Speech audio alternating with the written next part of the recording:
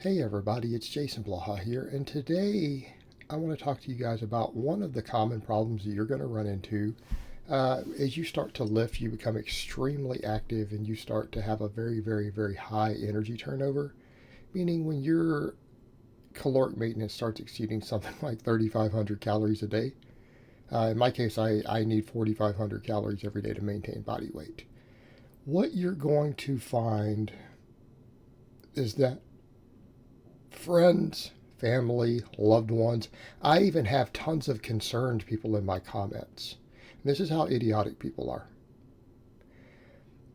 Who are concerned that the foods that you're eating exceed safe limits of things. In other words, any diet, any diet that an extremely active, extremely physically active person consumes is going to have an excessive amount of something in it that someone somewhere says will kill you at a very young age.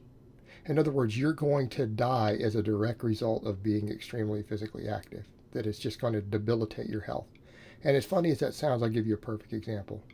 I consume a very large amount of saturated fat. In my case, in the form of milk.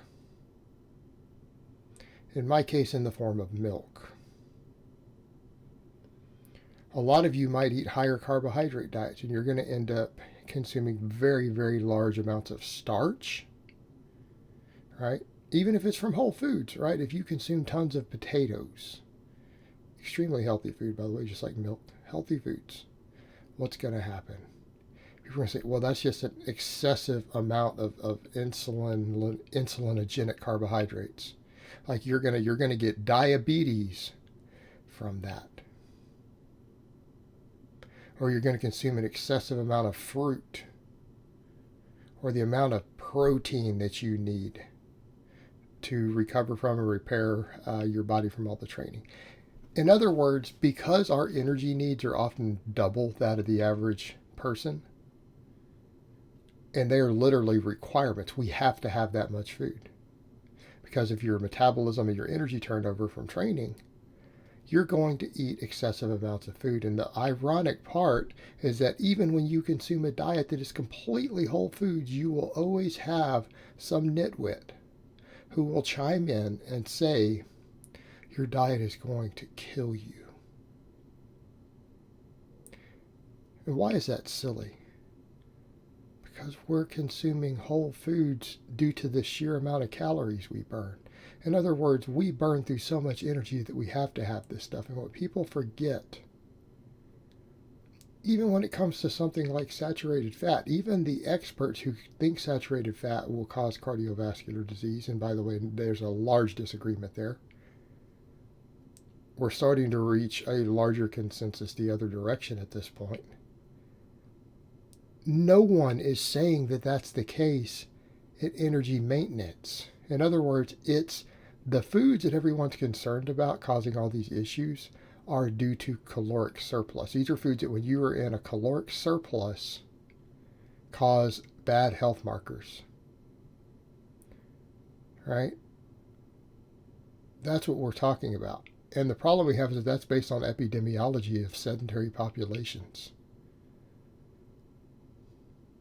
All of this data, every single one of these concerns are based on epidemiology of sedentary populations who are gaining weight and gaining body fat and in caloric surplus. Okay, you see the problem there? When you have leaner athletic people, you don't see these health marker issues even when their diet is horrifically bad by these standards. Now, am I suggesting that people should stand around eating processed food? No. But the ironic part is that we know, based upon all the literature, that it really and truly is not even these whole foods that are causing the issues. In other words, you look at something like whole milk. I'm not talking about butter, right? I'm not talking about heavy cream, because people want to jump the other direction, throw a bunch of processed foods in. Which is not what I'm talking about. I'm talking about eating whole foods. There's not really a correlation even in the epidemiology between drinking milk and these diseases. There's no correlation in the epidemiology between eating potatoes and these diseases.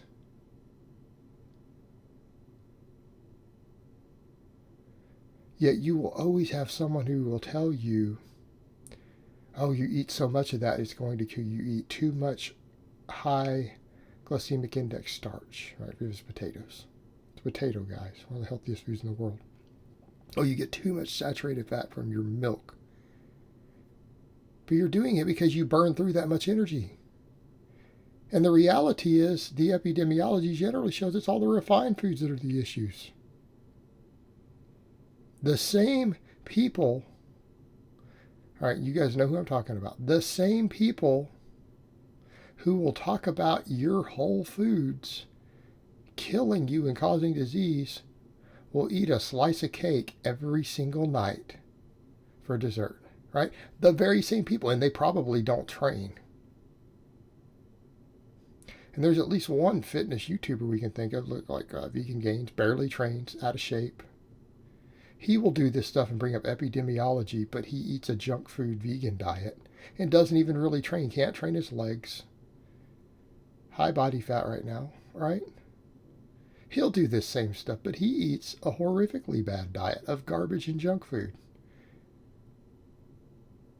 That's an example, but then you have all the other people who don't even train, who still eat a big old slice of cake for dessert.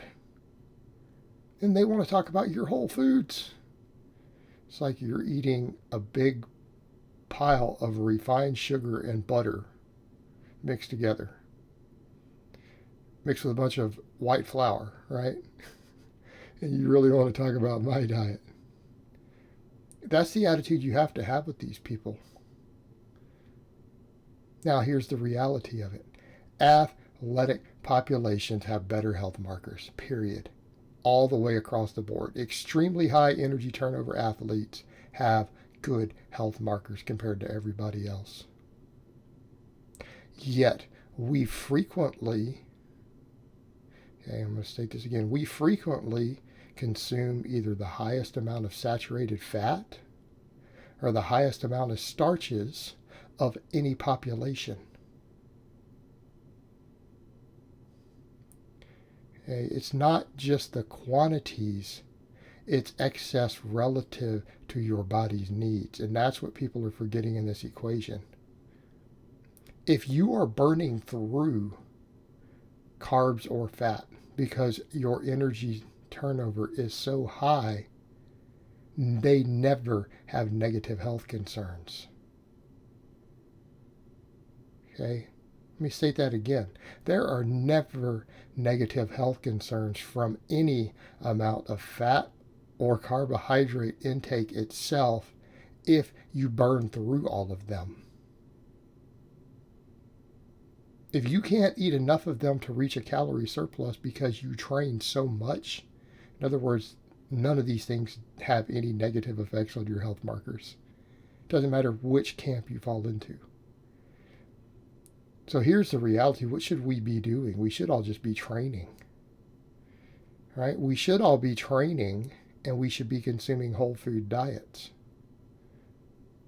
The problem you have is that you will have the nitwits and the uneducated, and in some cases it might even be your medical doctor, because they don't actually realize that sedentary people and athletes have different caloric needs. They actually haven't even factored it in. He's just going off of a knee-jerk response from the single 3-hour nutrition class he took dealing with diabetics when he was in medical school.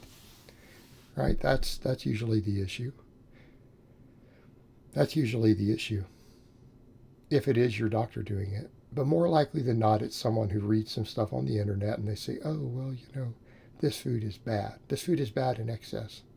But what they don't understand is that their excess is not your excess. It is very relative to the energy needs of the individual. And simply put, if you train really hard and you have muscle, you are going to have what for any other person on the face of the earth would be considered an excessive amount of calories. And those calories have to come from somewhere. You have to eat something to get them. They can't come from the air.